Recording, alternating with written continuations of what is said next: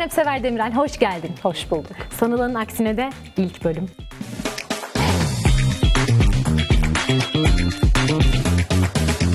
Teşekkür ediyorum geldiğin için. Ben teşekkür ediyorum. Hayırlı da olsun inşallah. Çok teşekkürler. Uğurlu gelir misin? Gelirim genelde. Ayağım uğurludur.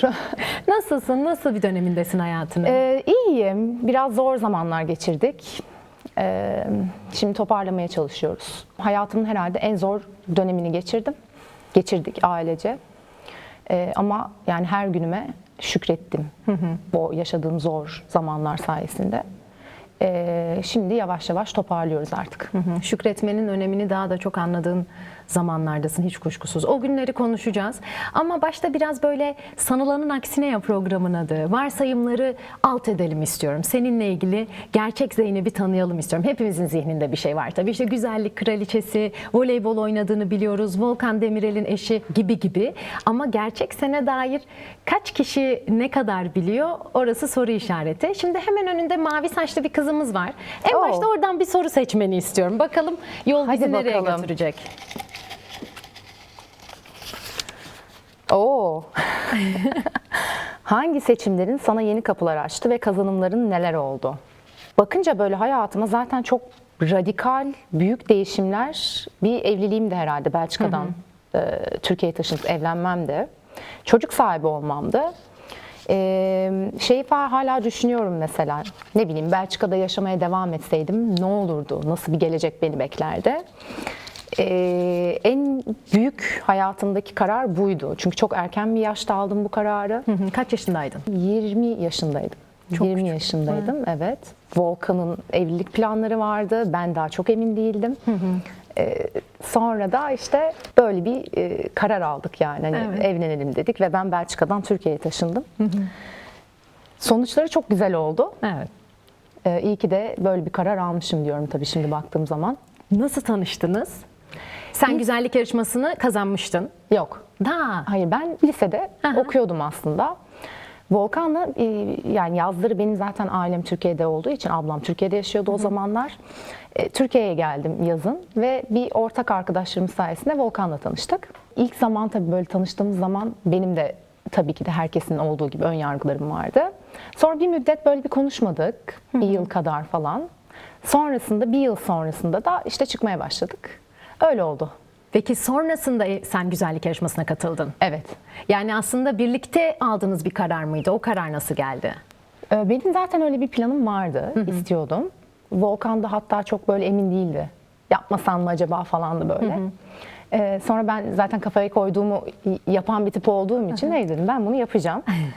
O da destek oldu sonrasında. Öyle oldu. Peki biraz daha öncesine gidelim. Ben de bu arada Hollanda'da doğdum büyüdüm. O yüzden seninle kendimi benzettiğim noktalar çok var. Sen böyle hani küçükken, küçük Zeynep nasıl bir kızdı? Ben Belçika'da doğmadım aslında. Hep öyle biliniyor. Ben Türkiye'de doğdum. Kuşadası'nda büyüdüm. Aslen Iğdırlıyız. Babam zaten çok uzun zamandır Belçika'da yaşıyordu. Annem çalıştığı için Belçika'ya pek taşınmak istemediği için de ben ilkokul Türkiye'de okudum. Sonrasında Belçika'ya taşındık. Küçük Zeynep Kuşadası'nda, doğanın içinde, hayvanlarla ve çok mutlu bir çocukluk geçirdi. Ben o yüzden mesela hep şükrediyorum yani baktığım zaman özellikle de şu an kendi çocuklarıma onlarda o şansı göremiyorum. Yani onlar bence benden çok şanssız büyüyorlar. Evet, çok fazla imkan var önlerinde ama doğadan uzak, daha asosyal bence. Ne kadar sosyalleştirmeye çalışsam da benim kadar sosyal bir çocukluk geçirmiyorlar. O yüzden ben çok şanslı bir çocuktum. İyi ki de öyleymiş yani. Şu an şükrediyorum. Kesinlikle. Ya o biraz o yılların şansı. Hani gerçekten bugünün Türkiye'sinde özellikle İstanbul'dan bahsettiğimizde o şartları sağlamak çok güç. Peki yine o büyüme yolculuğunda böyle aslında sana dair bazı özellikleri merak ediyorum. Kendinden böyle bahsederken örneğin 3 özelliğini öne çıkaracak olsan. Mesela hep dışarıdan bilmiyorum neden çok sanki böyle sakin, naif öyle bir görüntüm olduğunu söylüyorlar ama aslında çok asi bir tarafım da vardır benim. Yani kafama koyduğumu yaparım. Çocukluktan itibaren bu böyleydi. Yani hani cesur ve bir anda karar alıp hemen onu hayata geçirmek gibi yönlerim var mesela. Hayvanlar hep çok önemliydi benim için. Hayvanlar ve doğa. Yani ben çok küçüktüm. büyürken bile hala işte Kuşadası'na gittiğim zaman komşularım benim hayvanlarla olan anılarımı anlatır. Ne bileyim, kurbağayı tutup eve getirip onu beslerdim. Yılan mesela bulurdu bahçede yan komşumuz. O yılanı çok küçük bir yaşta hiç korkmadan elime alıp böyle sallayıp annemi falan, komşuları korkutmuşluğum vardır. Bunlar hep böyle Kuşadası'na ben gittiğim zaman bizim sitede anlatılan şeyler. Maceraperest bir tipimdir bir de. Seyahati çok seviyorsun. Seyahati çok severim, evet. Ama yani daha böyle kendimden uzak kültürleri görmeyi çok seviyorum.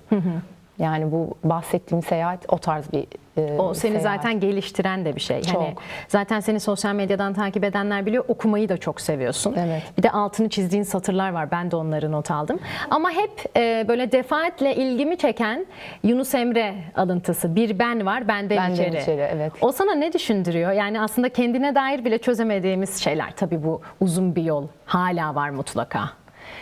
İşte senin dediğin soruya geliyor ya da benim biraz önce bahsettiğim şeye geliyor. Yani dışarıdan çoğu insan bana ne kadar sakin, ne kadar naifsin diyor. Ama işte bir ben var, benden içeri. Bende de aslında çok fazla fırtınalar kopuyor. Evet. Çok farklı yönlerim var. Hepimizde bu böyle. Bir de o cümle çok enteresan bir cümle. Acayip geniş bir felsefik alanı var onun. Yani çok fazla şey ifade ediyor.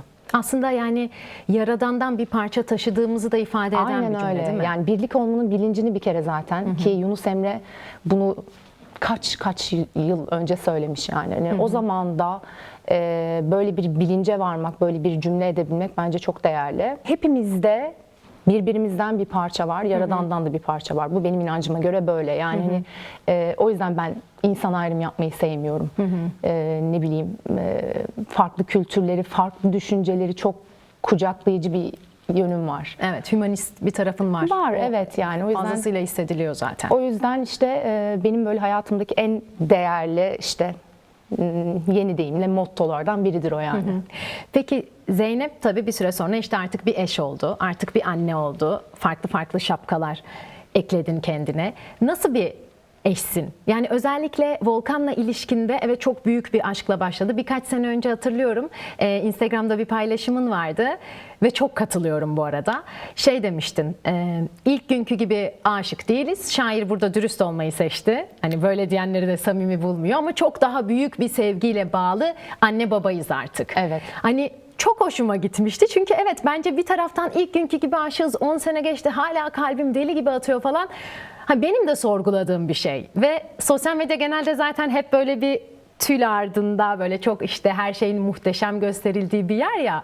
Öyle bir yerde böyle samimi paylaşımlar daha da çok dikkat çekiyor belki. İşte belki de bize öğretilen şey en başta çok yanlış olabilir mi acaba? Ne bileyim, sanki böyle aşk hiç bitmeyen bir şeymiş gibi lanse edilir. Ne bileyim, filmlerde mesela çok değerlidir, çok önemlidir. Aşk çok ön plandadır ve sanki sonsuza dek sürebilecekmiş gibi gözükülür. Ama ben mesela aşkı da herhangi bir duygu olarak nitelendiriyorum. Yani birinden de nefret ettiğin zaman çok uzun süre sürmüyor bu. Ya da sinirlendiğin zaman sinirin bir süre sonra geçiyor.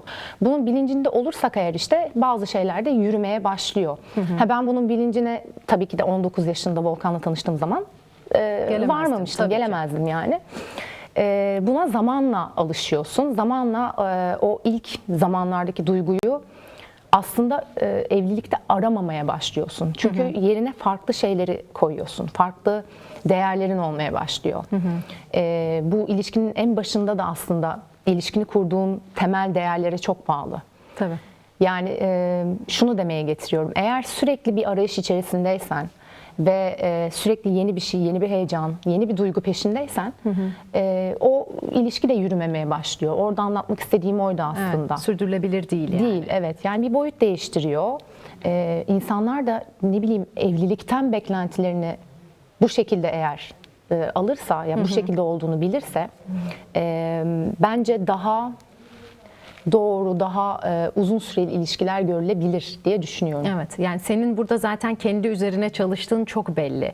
Yani sen iyisin ki ilişkin iyi. Ama diğer türlü dediğin gibi sadece karşı taraftan, daha doğrusu sadece bir ilişkiden, sadece bir evlilikten mutluluk beklediğin zaman beklentin çok yüksek ve tabii ki bunu karşılayabilecek bir aşk da yok dünyada. Böyle bir sevgi de yok, böyle bir partner de yok.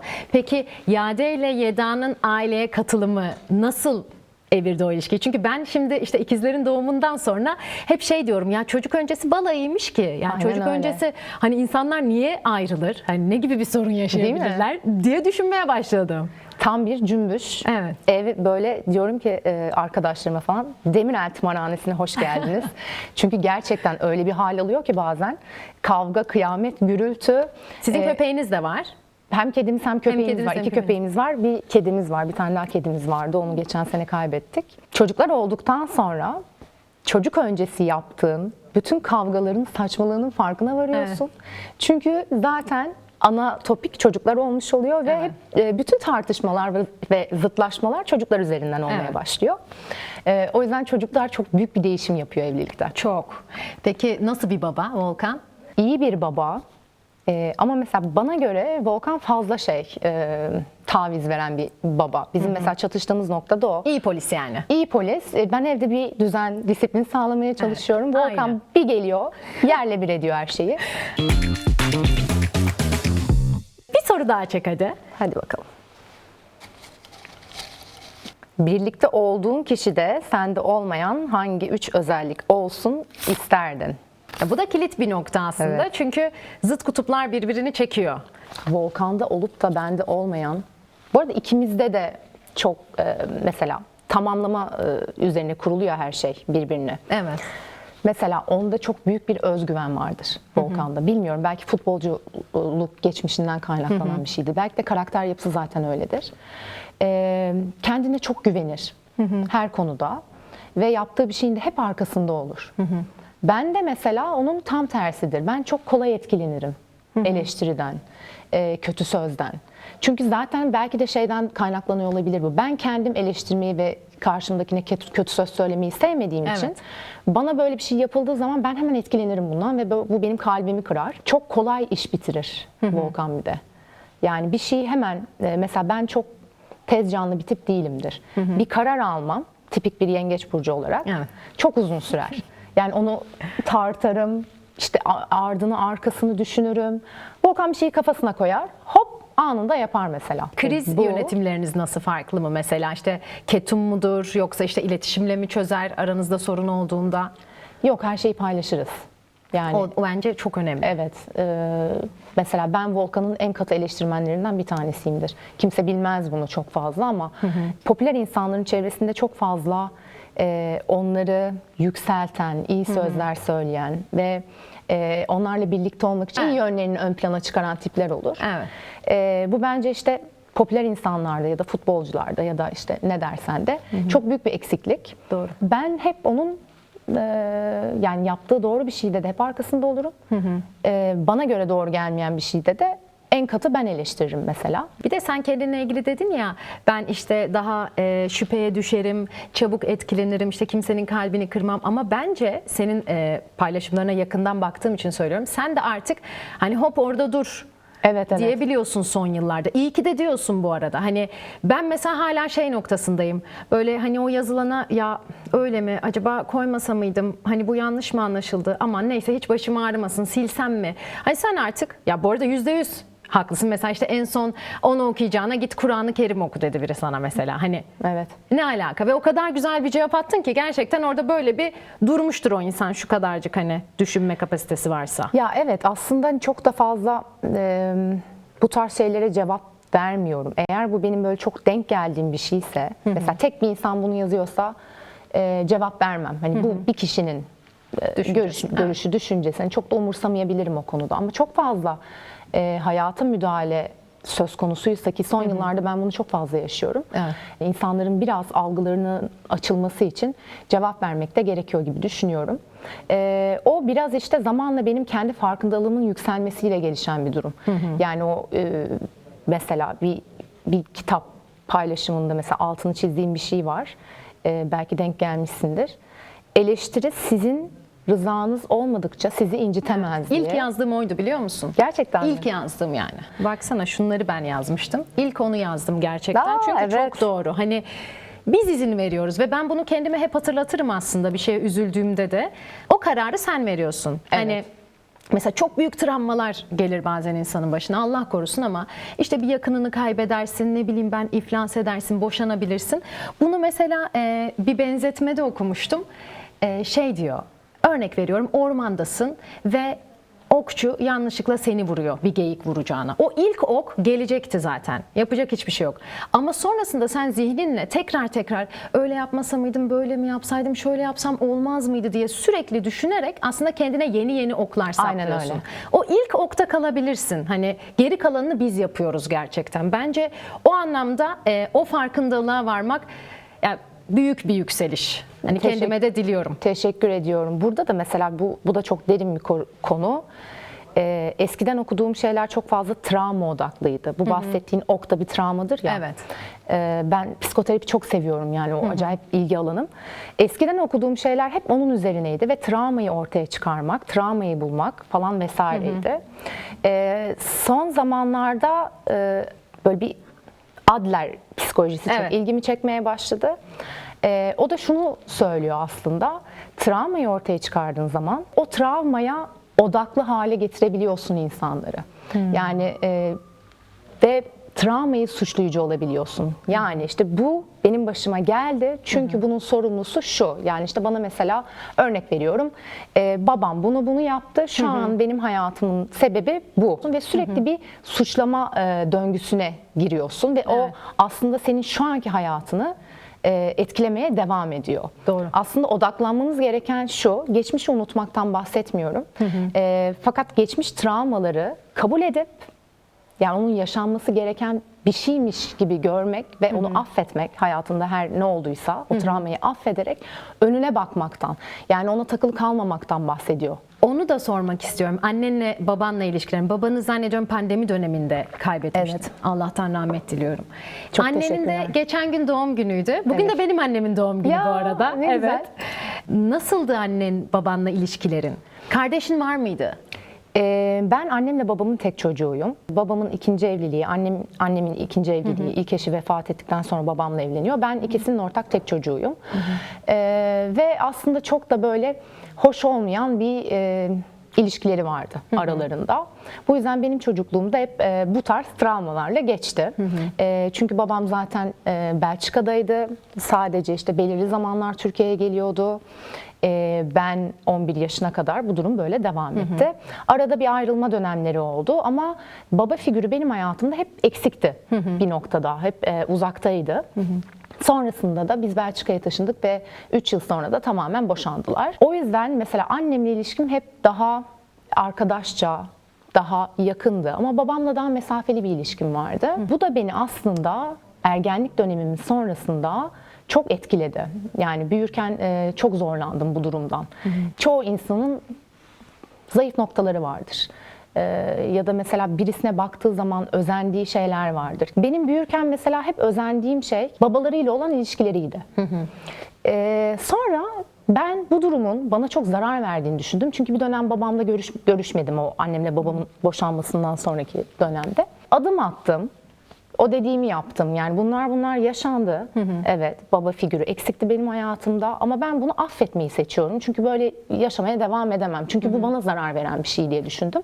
Ve babamla ilişkimi düzelttim. Ondan sonrasında çok sağlıklı, güzel bir ilişkimiz oldu. Hiç geçmişe açmadım. O travmaya veya işte o yoksunluğa bağlı yaşamamayı tercih ettim.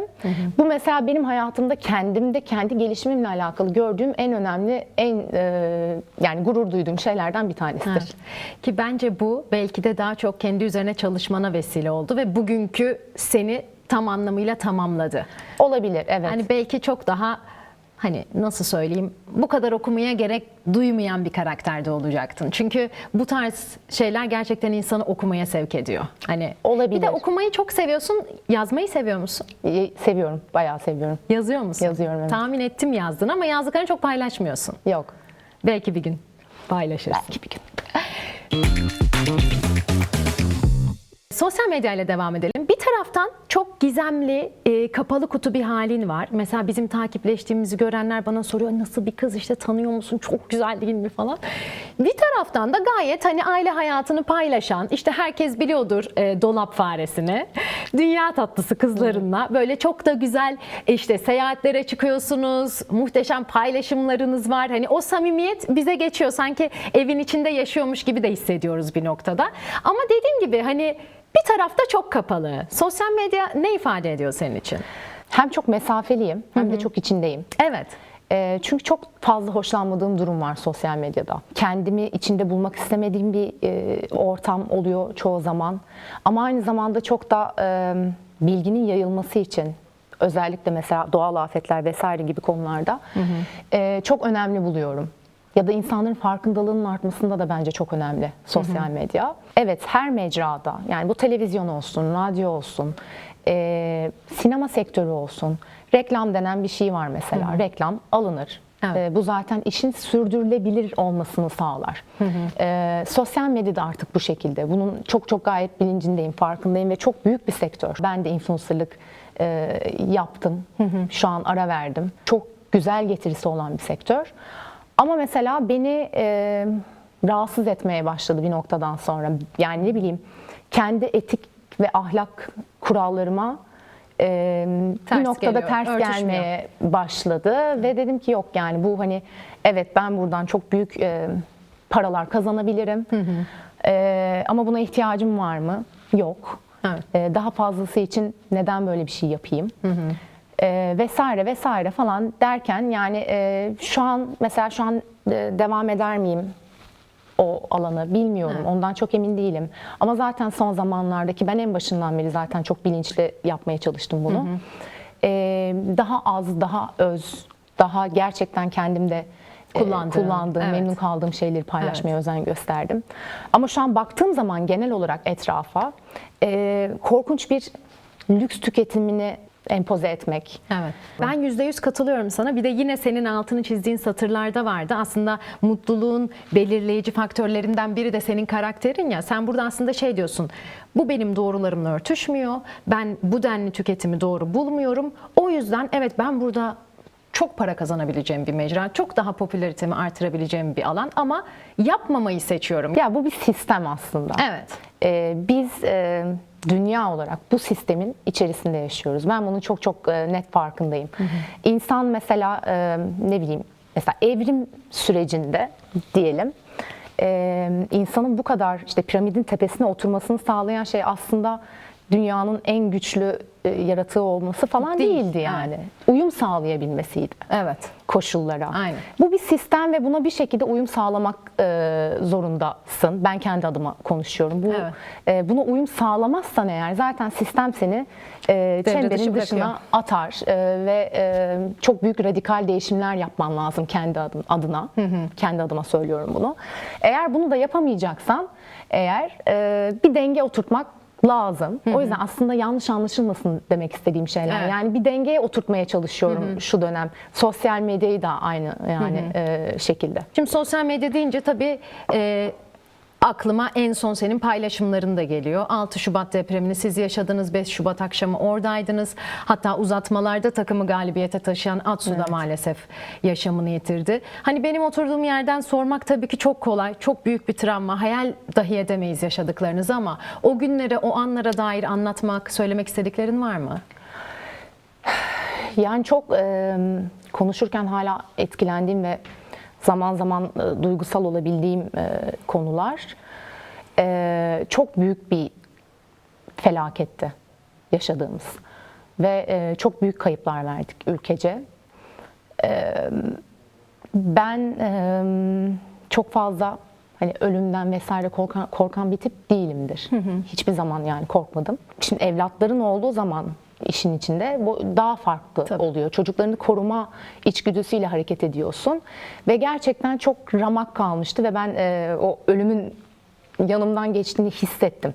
Çünkü çok büyük bir sarsıntıydı ve biz oteldeydik. Otel çelik konstrüksiyon. Yani yürümekte zaten o esnada çok uzun sürdü, zorlandık ve ilk işimiz Volkan'ın da benim de çocukların üzerine kapanmak oldu. Ama gidene kadar bile Volkan 2 defa zaten yere düştü o sarsıntıdan. Ayakta bile durmak çok zordu. Çıktığım zaman çıkabilmiş olmamıza şaşırmıştım, öyle söyleyeyim sana. Yani bana göre zaten orası sondu. Ben kabuldeydim yani. Hani, böyle bir tarafım vardır benim yani. Çok isyan etmem hayattaki şeylere karşı. Başıma ne gelirse.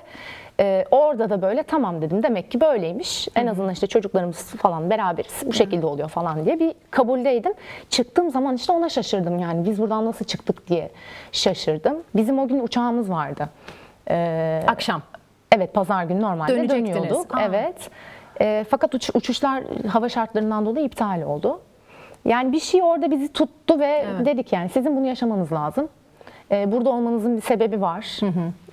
O sebep kimine göre belki de bu işte etkileşimi arttırmak, insanları daha çok oraya Gelmelerini sağlamak. Çünkü evet. paylaşımlarınız buna vesile oldu. Evet, yani belki haber oydu. bültenlerinde paylaşıldı. Evet, yani bunu yaşamamız gerekiyormuş diye hani böyle bir hala şükrederek kabul ediyorum. Çok büyük bir yıkımdı o. Yani ne bileyim, post apokaliptik filmler olur ya. Evet. Dünyanın sonu gelmiştir ve gerçekten hani herkes can derdindedir. Biz onu yaşadık. Ben onu gördüm. O insanların çaresizliğini gördüm. Kendim çok çaresiz kaldım. Evet. Yani 2 gün boyunca su yok, suya muhtaçtık. Tuvalet yok. Dışarıya tuvalet yapmak zorunda Tabii. kalıyorsun. Ya da ne bileyim mesela hani o kadar farklı şeyler yaşadık ki ben mesela çocukların paketli gıda yemesini hiç istemem. 2 gün boyunca paketli gıda yemek zorunda kaldık biz orada. Tabii. Yani bunları yaşadıktan sonra üzerine aklına gelen ilk şeyleri söylüyorsun ve gerçekleri söylüyorsun. Ama adam ya da işte birisi kalkıp sana diyor ki işte siz bunu şu an devleti eleştirmek için yapıyorsunuz. Bunlar can acıtan şeyler. Ama şu an hani baktığım zaman da dünya böyle. Yani eskiden insanları çok böyle net bir şekilde ayırırdım. İyi insanlar ve kötü insanlar. Şimdi kendim farkındalığımı yükselttikçe her insanın aslında hem iyi hem kötü olduğunun farkına varıyorum. Sadece bazımızda işte o oranlar değişiyor. Bazı insanların iyilik oranı daha yüksek oluyor. Bazılarının daha düşük oluyor. Düşük insanlar da var hayatta. Evet. Onları da kabul etmemiz lazım. Kesinlikle. O günlerde orada böyle yaşadığın hani inanılmaz olaylar olmuştur mutlaka. Arkadaşlarımızın bebeği vardı. Onlar enkazdan çıktılar. Çok çok kötü bir şekilde hani çıktılar. Saatler sonra çıktılar. Bir gün önce beraber yani yemek yediğimiz sevdiğim bebek, yani üzerinde sadece bezi ve bir battaniye sarılı bir şekilde kucağımıza geldi. Annesi babası hastaneye gitmek zorunda kaldı ve bize kaldı. Yani hani o an emzik yok, bez yok, biberon yok. Yani bütün çaresizliği yaşadık yani biz orada. Yani en son ameliyat eldiveni var. Tesisseyiz çünkü. Ameliyat eldivenine süt koyup ameliyat eldivenini delip bebeğe vermeye çalıştık yani bir arkadaşla birlikte. Yani bu benim normalde hani hayatta aklıma gelebilecek bir şey değil ama o an şartlar o kadar kısıtlı ki ya insan gerçekten böyle kabuğunu kırıp bambaşka şeyler aklına getirebiliyor yani. Bilmiyorum. Çok güçlendirdi seni değil mi aynı zamanda? Orada Güçlendirdi yaşadıkların. galiba, bilmiyorum ya da ne bileyim hayata olan bakış açım çok değişti. Çok net ve katı kurallarım yok artık hayata karşı. Her şey olabilir. Yani her şeyin başı sağlık diye klişe bir laf var ama gerçekten her şeyin başı sağlık. Bir anda binlerce şey geçiyor zihninden ve o an anlıyorsun aslında her şeyin ne kadar boş olduğunu, günlük hayatta ne kadar boş şeylere takıldığımızı ve her anımızı ne kadar şükürle geçirmemiz gerektiğini. Aynen öyle ve çaresizlik, yakınlarına ulaşamamak, onlara yardım edememek, insanlara daha fazla yardım edememek, o çaresizlik, o yani gerçekten Allah kimsenin başına vermesin ve bir daha yaşatmasın. Amin, amin. Hep umut ya hayata dair sevincimizi besleyen, geleceğe dair hayaller kurdurtan çok büyük bir travma. Ama sonrasında artık böyle yavaş yavaş geleceğe dair bir şeyler düşünmeye, kendine dair hayaller kurabilmeye başladın mı? Çok uzun yıllardan beri istediğim bir şey var ama mesela Volkan'la çok o konuda çok anlaşamıyoruz. Ne bileyim daha ben şehir hayatından uzaklaşmak istiyorum. Biraz daha doğal, tarım yapabileceğim vesaire bir hayat istiyorum. Tabii mesela çocuklar için de bu çok radikal bir değişiklik ve kesinlikle kabul ettikleri bir şey değil. Kendimle alakalı bu tarz böyle bir düşüncem var. Ama dediğim gibi yapabilir miyim, hayata geçirebilir miyim ondan çok emin değilim. İşle alakalı şu an aslında çok bir şey yok. Dediğim gibi yani çok fazla sosyal medyada zaten hani kullandığım bir alan olduğu için hala oradan devam ettirilmek istenen çok fazla şey var. Ama benim oraya şu an bir mesafem var. Çünkü biraz dediğim gibi o deprem sonrası süreçte de biraz hem çok etkili buldum sosyal medyayı. O kadar fazla insana ulaşabildim ve yardım ettim ki sosyal medyadan. Yani çünkü ben dışarı çıkar çıkmaz biz tesisteydik ve benim internetim vardı diye herkesle iletişimi oradan kurabildim ve çok fazla insana ulaşabildim ve yardımım dokundu ve bunu gördüm. Bu yüzden mesela çok değerli bir alan benim için sosyal medya. Hani bırakmayı düşündüğüm bir alan değil. Çok gerçekten yerinde kullanılırsa eğer çok etkili olduğunu düşünüyorum. Deprem zamanı korkunç bir etkileşim vardı sosyal medyada. Ve mesela yapılan yardımın her türlüsü iyidir. O ayrı bir konu. Ama mesela çok bunun arkasında bir motivasyon varsa, bir alkış bekleniyorsa eğer bununla alakalı, bu beni çok rahatsız ediyor. Çok fazla öyle şey gördüm, maruz kaldım. Etkileşim için yapılmış olduğunu düşündüğüm çok fazla şey gördüm. İnsanların hani birbirini yarıştırmasına falan çok sinirlendim. Ne bileyim her şeyin sürekli politik bir yöne çekilmesine çok sinirlendim. Sürekli kutuplaşılmasına çok sinirlendim.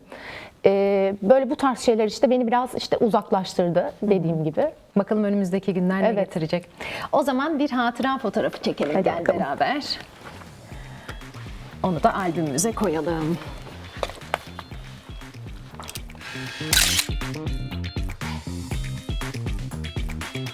Çok teşekkür ediyorum geldiğin için. Ben teşekkür ediyorum keyifliydi. davet ettiğin için. Gerçekten. Benim için de öyleydi. O güzel enerjim bana geçti. Teşekkür ederim. Ve eminim uğurlu geleceğine. İnşallah.